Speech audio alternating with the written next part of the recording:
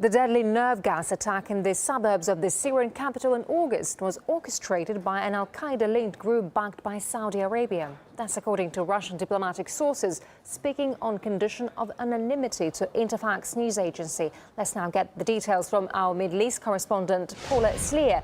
So, hi there, Paula. So what's the latest you're hearing on this story?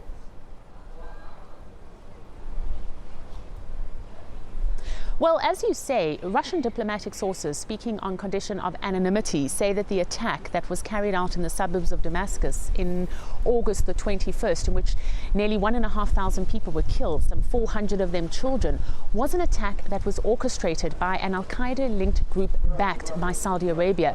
Now, this is the position that Moscow has held all along, namely that the rebels are provoking the situation as an attempt to see foreign forces and the international community becoming involved in the conflict inside Syria. Both Moscow and Damascus believe that there is more than enough evidence that points to the opposition being behind this attack. And yet, despite the huge body of evidence, the United States and her allies continue to put the blame for this attack on the shoulders of the Syrian President Bashar al-Assad.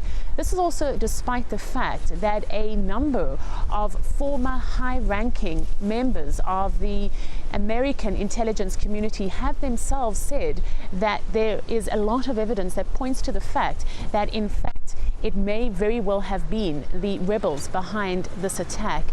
Now, what is also important to point out is that this intelligence community says that there's a growing body of evidence that shows, number one, that the attack was pre-planned, and number two, that its aim was to see the United States becoming involved in the conflict. They also say that it is in Israel's interest to see military intervention in Syria, but not to the point that the opposition would be strengthened enormously in the long run.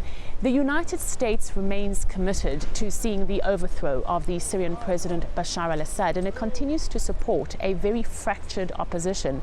This despite the fact that even Western analysis says that the opposition is becoming increasingly more and more radicalized, as you have groups like Al-Qaeda that are becoming more and more powerful.